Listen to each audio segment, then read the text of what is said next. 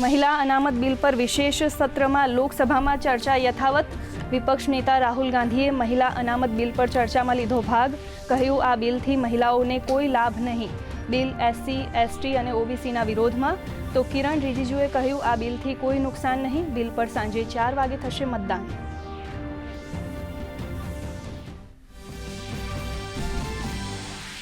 राज्यसभा में हरिवंश सिंहनी हेट्रिक। सतत त्रीजी वखत राज्यसभाना उपसभापति बन्या हरिवंश नारायण सिंह। तमाम राजकीय पक्षों मळ्युं समर्थन। प्रधानमंत्री नरेंद्र मोदीए आपी शुभकामनाओं। साथे ज पीएमए महिला अनामत बिल पर समर्थन आपवा विपक्षने करी अपील।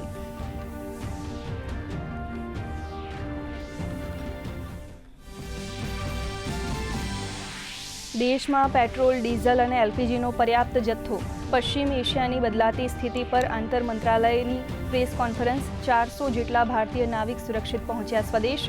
तो आवतीकाले भारतीय हज यात्रीओनो पहलो जत्थो हज यात्रा माटे थशे रवाना।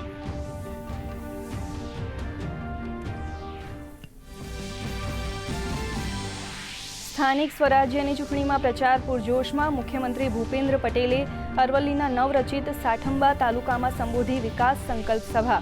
કહ્યું નવા તાલુકા બનવાથી વિકાસ માટે મહત્તમ ગ્રાન્ટનો થાય છે ફાયદો। તો નાયબ મુખ્યમંત્રીએ મોરબીમાં ભાજપના ઉમેદવારો અને કાર્યકરો સાથે કરી બેઠક।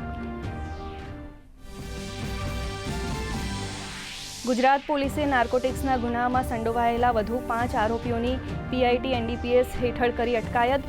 ચાલુ વર્ષે 4 મહિનામાં 21 વ્યક્તિઓની કરાઈ અટકાયત।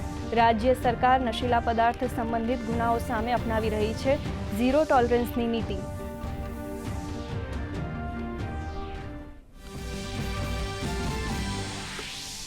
આજે વર્લ્ડ હિમોફિલિયા દિવસ। આ વર્ષની થીમ છે નિદાન સંભાળનું પ્રથમ પગલું।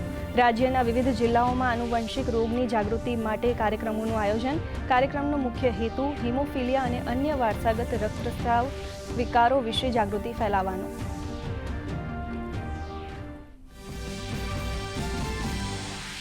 રાજ્યના મોટા ભાગના વિસ્તારોમાં ગરમીનો પ્રભાવ યથાવત। 41.9 ડિગ્રી મહત્તમ તાપમાન સાથે રાજકોટ બન્યું સૌથી ગરમ શહેર। તો અમદાવાદમાં 40.4, અમરેલીમાં 40.3 ડિગ્રી તાપમાન। રાજ્યમાં હાલ હવામાન રહેશે શુષ્ક। 48 કલાક બાદ રાજ્યમાં છૂટાછવાયા સ્થળોએ માવઠાની આગાહી।